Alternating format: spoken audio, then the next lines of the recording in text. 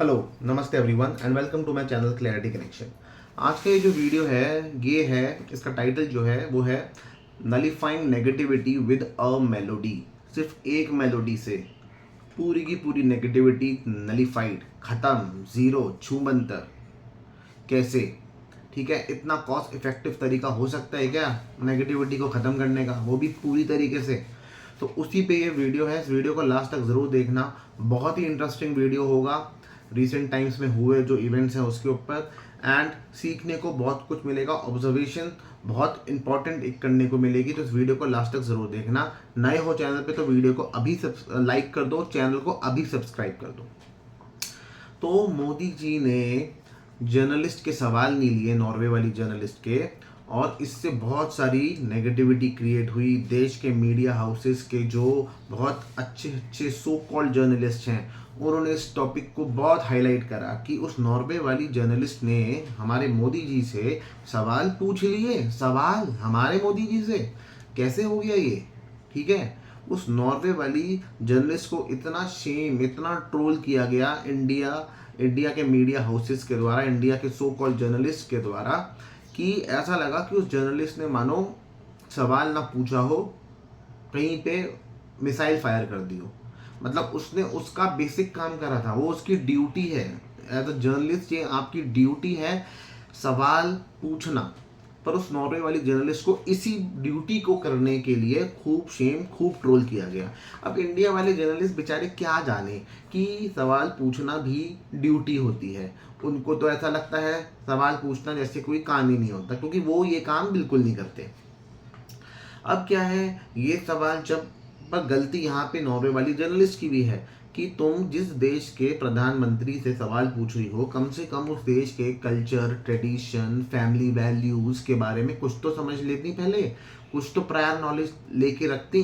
तुमने झट से मुंह फाड़ के उनसे क्वेश्चन पूछ डाला। ऐसे नहीं होता। इंडियन फैमिलीज में भी जो सीनियर मोस्ट मेंबर होते हैं ना, उनसे डायरेक्ट सवाल कभी नहीं पूछे जाते।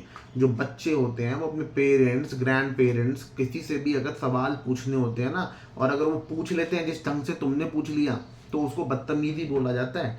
बच्चों को ये बोला जाता है कि पापा से ऐसे मत बोला करो, दादाजी से ऐसे मत बोला करो, ठीक है, तुम तो बदतमीज़ हो, तुम्हें पता नहीं है बड़ों से कैसे बात करनी चाहिए, तुम्हें छोटे बड़ी का कुछ डिफरेंस का पता ही नहीं है।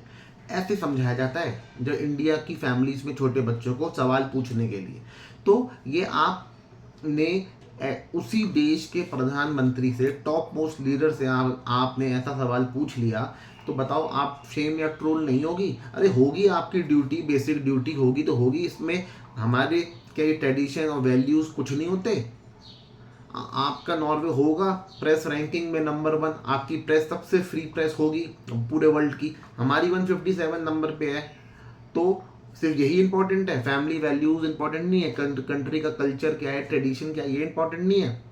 मुंह उठा के सवाल पूछ डाला हमारे प्रधानमंत्री जी से, और वो जब आपको इग्नोर करते हुए जा रहे हैं, रूम से बाहर निकल रहे हैं, तो तुम उनके पीछे पीछे जा रही हो। अरे हद कर दी। तो इसलिए तुम्हें रोक दिया गया। अब इस पे तो फिर तुम शेम और ट्रोल तो होगी।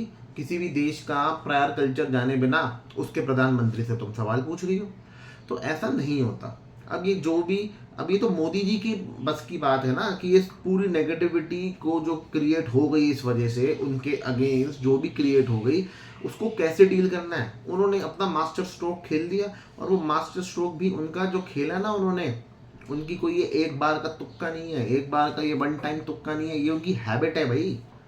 वो हर नेगेटिविटी को क्लियर करने के लिए कुछ ऐसा कर देते हैं कि सब लोग उस नेगेटिविटी को भूल जाते हैं।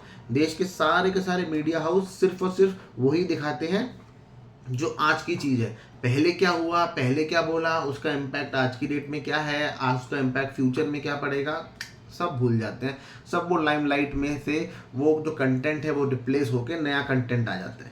तो यहाँ पे भी यही हुआ। तो यहाँ पे भी क्या हुआ कि जब ये नेगेटिविटी क्रिएट हुई, तो मोदी जी ने मेलोनी को मेलोडी दे दी, और जैसी वो मेलोडी दी, वो जैसी वो वीडियो रिलीज हुआ, जैसी वो वीडियो वायरल हुआ, तो पूरी मीडिया इसी की कवरेज में लग गई कि कितने व्यूज़ आ गए सोशल मीडिया पे उस वीडियो के, और कैसे मेलोनी जी और मोदी जी का वो इतना अच्छा वीडियो है, दोनों कितने मुस्कुरा रहे हैं, स्माइल कर रहे हैं, कितना बढ़िया फोटो शूट के जैसा, जैसा कि मानो कोई एक वेडिंग कपल अपने प्री वेडिंग शूट में जिस टाइप की उनकी ट्यूनिंग दिखती है, खुश दिखते हैं दोनों एक दूसरे की कंपनी में, वैसे ही नज़र आ रहा है, ऐसा लगता है।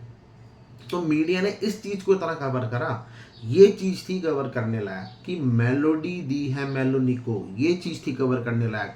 कहाँ तुम वो नेगेटिविटी और ये सब, और ये नॉर्वे की नेगेटिविटी जो थी तो थी, इससे पहले जो वो देश में एडवाइजरी इशू करके गए थे कि भाई देखो मैं तो जा रहा हूँ, अब देश तुम्हें संभालना है, पेट्रोल डीजल यूज़ कम करना, गोल्ड ना खरीदना, एनर्जी कंजम्पशन को कम करना, ये सब तुम लोग करना, देश तुम लोग संभालना, मैं जा रहा हूँ। तो इससे जितनी नेगेटिविटी देश की जनता के बीच क्रिएट हुई थी, ये नॉर्वे की इस नेगेटिविटी से रिप्लेस हो गई, ठीक है।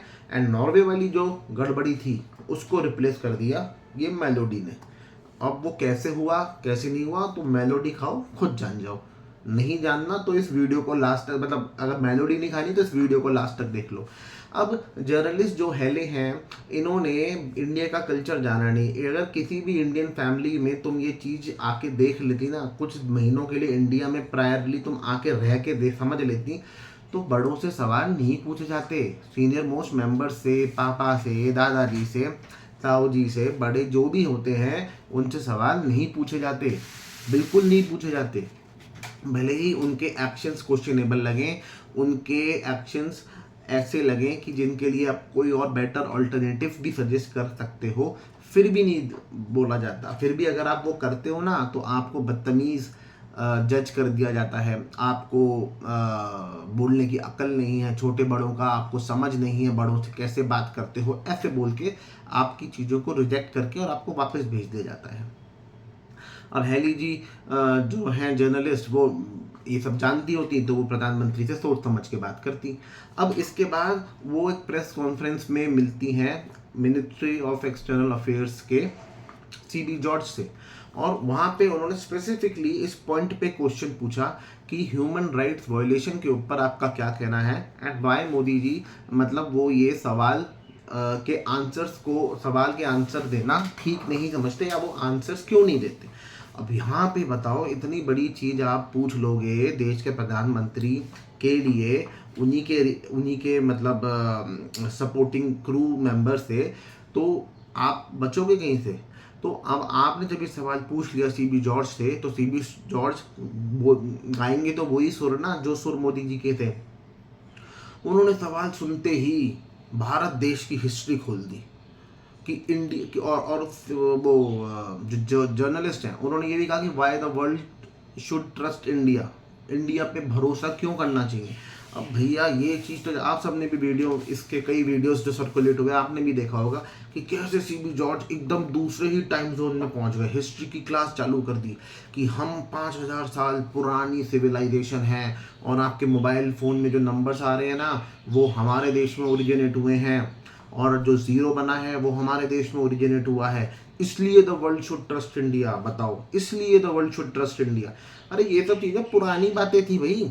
आज की डेट में what as a country India is offering to Norway and Norway is offering to you, ये मैटर करता है कि 5000 साल पहले तुमने क्या किया, मैंने क्या किया, ये मैटर करता है। अब आज की डेट में नॉर्वे जो तुम्हारे को पार्टनरशिप के लिए वैल्यू ऑफर कर रहा है, उसके बेसिस पे ही तो तुम नॉर्वे के संग पार्टनरशिप कर रहे हो, और तुम चाहते हो नॉर्वे पार्टनरशिप कर ले तुम्हारे पे, क्योंकि तुमने जीरो इन्वेंट करा, तुमने नंबर से इन्वेंट करे। उसके बाद सीबी जॉर्ज वो बार बार जर्नलिस्ट पूछ रही है, भाई मैं आपसे, I am asking specifically for human right violation जो आपकी कंट्री में होता है, तो नहीं हमारी कंट्री में तो योगा होती है, और योगा ने देश को ये दिया, वर्ल्ड को वो दिया, और G20 समिट हुआ हमारे देश में, और आर्टिफिशियल इंटेलिजेंस का समिट हुआ। अब आर्टिफिशियल इंटेलिजेंस का समिट तो ना, उस पर ट्रस्ट कैसे करें बताओ। इतने सारे ग्लोबल लीडर CEOs उस समिट में आए थे, ठीक है, और उस समिट में इंडिया की एक बहुत बड़ी प्राइवेट यूनिवर्सिटी, बहुत रिनाउंड तो वो समिट के बाद ज़्यादा हुई ना कि पहले थी, तो उस यूनिवर्सिटी में ने क्या किया, एक रोबोटिक डॉग को प्रेजेंट करा अपनी क्रिएशन बताकर, जबकि वो था चाइना से इंपोर्ट किया हुआ प्रोडक्ट। तो आप किसी दूसरे देश से लाए हुआ प्रोडक्ट अपना बता के प्रेजेंट कर रहे हो इतने प्रेस्टिजियस आर्टिफिशियल इंटेलिजेंस के समिट पे, जहां आप पे पूरे वर्ल्ड की नज़र है, पूरे वर्ल्ड की मीडिया की आपके ऊपर नज़र है, इतने सारे global CEOs, prime minister, leaders वहाँ मौजूद हैं, वहाँ पे आप ऐसा हेरा फेरी टाइप की चीज़ कर रहे हो, किसी की और की चीज़ अपनी बता के प्रेजेंट कर रहे हो, ठीक है। तो बताओ ट्रस्ट आएगा कहाँ से? How the world can trust you? तो ट्रस्ट आएगा कहाँ से? ठीक है। और फिर उसके बाद आप ये कहते हो योर 6 कैन बी माई 9। अब आप समझ लो योर 6 कैन बी माई 9 वाली क्या वो इंसिडेंट था, क्या वो बवाल मचा था, और क्या असलियत थी इस पूरे समिट की। तो इस टाइप की जब समिट आप कर रहे हो, इतने खोखले समिट, ठीक है, और फिर G20 समिट, और फिर आप इसका वास्ता देके कहते हो this is why the world should trust us. हमने कोविड में पूरे वर्ल्ड को वैक्सीन्स दी, हमने कोविड में पूरे वर्ल्ड को मेडिसिन सप्लाई करी, ठीक है, और भी कई कंट्रीज ने करी, तो वो सब तो पास्ट हो गया ना। अब उसके बेसिस पे what today you are offering, what value today you are capable of giving, वो सब चीज़ें कहाँ हैं? वो सब चीज़ें के बारे में कब बताओगे? क्या ये सब तो अच्छा अच्छा आपने गिना दिया, पिछले 5000 साल पहले से क्या क्या अच्छा हुआ आपने सब गिना दिया। आज की डेट में क्या ह्यूमन राइट्स वायलेशन नहीं होते? CB जॉर्ज कहते हैं our constitution guarantees freedom of expression, freedom of speech, freedom of thoughts. कहाँ हो रहा है ये फ्रीडम एक्सरसाइज कहाँ हो रहा है? और जहाँ ये फ्रीडम एक्सरसाइज हो रहा है और अगर वहाँ पे वो वायलेट हो रहा है, तो कॉन्स्टिट्यूशन की गारंटी कैसे इंटैक्ट रखी जा रही है? कितने स्टैंड अप कॉमेडियंस हैं हमारे देश में जिन्होंने लीगल एक्शन फेस करा है अपने थॉट्स को एक्सप्रेस करने के लिए, अपने अपने इस फ्रीडम के राइट को एक्सरसाइज करने की वजह से। कितने स्टैंड अप कॉमेडियंस ने ऐसा करा है, ठीक है। तो इन सब चीज़ों को अगर आप देखते हो, और कितना टू वे कम्युनिकेशन होता है हमारे देश में, जो वर्ल्ड की सबसे बड़ी डेमोक्रेसी है, कितना टू वे कम्युनिकेशन होता है between the leaders and between the population, कितना टू वे कम्युनिकेशन होता है। टू वे कम्युनिकेशन तो छोड़ो, वन वे कम्युनिकेशन भी नहीं होता। क्यों वन वे कम्युनिकेशन ही होता है? क्योंकि प्रेस कॉन्फ्रेंस नाम की चीज़ तो पिछले 12 साल में कभी हुई नहीं प्राइम मिनिस्टर के द्वारा। तो ये सब गोल गोल बातें वो CB जॉर्ज करते रहे। अब वो जो जर्नलिस्ट हैं वो बहुत देर वेट करी, बार बार उन्होंने इंटरप्ट करा, तो बार बार वो कहते हैं डोंट इंटरप्ट मी। अरे you are not giving the specific answer. तो वो इंटरप्ट करती रही और काफ़ी टाइम वेट करने के बाद वो उठ के चली गई रूम से बाहर। फिर CB जॉर्ज कहते हैं ओ शी लेफ्ट। अरे तो वो क्या करेगी? तुम उसको फालतू की अपनी हिस्ट्री क्लास सुना रहे हो, ठीक है, तो वो क्या करेगी? और फिर तो गलती यहाँ पे CB जॉर्ज की भी नहीं है, वो उस जर्नलिस्ट की है, वो उठ के जाएगी, उसका बनता है जाना। अरे फैमिली में भी तो जब कोई बच्चा अपनी बात लेकर जाता है और उसको वापस भेज दिया जाता है, तो वो भी तो कमरा छोड़ के उठ के भागता है ना, जाता है ना बाहर। वो थोड़ी ना वहाँ बैठा रहता है, उसको बैठने का कोई फायदा ही नहीं है, उसको गोल गोल बातों में घुमा दिया जाएगा। तो उसको ये सब जान लेना चाहिए था सवाल पूछने से पहले, जो कि उसने नहीं जाना। अब जैसे कि दूसरे प्राइम मिनिस्टर होंगे, जैसे कि दूसरे प्राइम मिनिस्टर हमारे मनमोहन सिंह जी, लेट मनमोहन सिंह जी, जो प्रेस कॉन्फ्रेंस किया करते थे, जो प्रेस कॉन्फ्रेंस इंडिया में भी करते थे, फॉरेन विजिट्स पे भी करते थे, तो जर्नलिस्ट को लगा कि भाई ये प्राइम मिनिस्टर जो है इंडिया का, ये शायद करते होंगे प्रेस कॉन्फ्रेंस, ये देते होंगे क्वेश्चंस के आंसर। पर भाई उसे क्या पता, आज के जो हमारे मोदी जी हैं 12 साल से प्रेस कॉन्फ्रेंस नहीं करी इन्होंने, 12 साल से, ठीक है। तो 12 साल से जिन्होंने प्रेस कॉन्फ्रेंस नहीं करी, तो आप ये समझाएं कि ये 2014 में पावर में आए थे और आज 26 चल रहा है, तो कितने साल हो गए? ये हो गए 14 और 12 साल से ये पावर में है, और 12 साल से इन्होंने प्रेस कॉन्फ्रेंस नहीं करी। तो इस टाइप के इंसान को आदत नहीं है क्वेश्चन सुनने की। जहां वो जर्नलिस्ट देखते हैं, जहां वो देखते हैं सवाल पूछे जा सकते हैं, वो तुरंत पतली गली पकड़ के कट लेते हैं। भैया आपको नहीं पता, ये इसको कहते हैं मास्टर स्ट्रोक, इसको कहते हैं समझदारी। भाई साहब, आप जर्नलिस्ट हो, कुछ भी ऊट पटांग पूछ लोगी, तो वो बंदा क्या आपके सवाल का जवाब देने के लिए बैठा है? He is not accountable to answer to you, ठीक है। उसकी कोई रिस्पॉन्सिबिलिटी देश की जनता को आंसर करने की। तो उसी तरीके से मोदी जी ने कहा, मोदी जी ने क्या गलत करा? पूरा बढ़िया मास्टर स्ट्रोक खेला और अच्छा हुआ वो रूम से छोड़ के चले गए, कोई ज़रूरत नहीं थी उसके आंसर को देने की। फिर तो उसके बाद अब वो जर्नलिस्ट CB जॉर्ज से भी यही की, तो CB जॉर्ज ने भी सही करा, उसको गोल गोल बातों में घुमाया, उनका पेशेंस का टेस्ट लिया और फिर वो भी बाहर चले गए। अब हर कोई मनमोहन सिंह जैसा नहीं होता ना, वो एक आज ऐसे प्राइम मिनिस्टर होते हैं, तुक्के लग जाते हैं कभी कभी कि ऐसा प्राइम मिनिस्टर कोई इतना इंटेलेक्चुअल, इतना इंटेलिजेंट, इतनी इकोनॉमिक की सेंस रखने वाला, नॉलेज रखने वाला, इतने बड़े इकोनॉमिस्ट थे वो, कि जो वो जर्नलिस्ट के क्वेश्चंस को लेते थे, आंसर करते थे, भले ही इंडिया में करें या बाहर करें। भैया यहाँ नहीं होता। अब तुम लोग समझ जाओ, फैमिली जैसे चलती है ना, वैसे ही देश को चलाया जाता है। ठीक है, फैमिली में नहीं दिए जाते जवाबों, क्वेश्चनों के जवाब। पहली बात तो क्वेश्चन सुने ही नहीं जाते, तुरंत कट लिया जाता है, मुद्दे की बात नहीं होगी। भले ही नेक्स्ट जनरेशन आपसे अपने फ्यूचर के ऊपर कुछ पूछने आए, भले ही प्रेजेंट कंडीशंस को इम्प्रूव करने का कोई आइडिया, कोई बेटर ऑल्टरनेटिव लेके आए, नो, जो चल रहा है वैसे चलेगा, इट्स आइदर माई वे और हाईवे, ये वाला एटीट्यूड रहता है।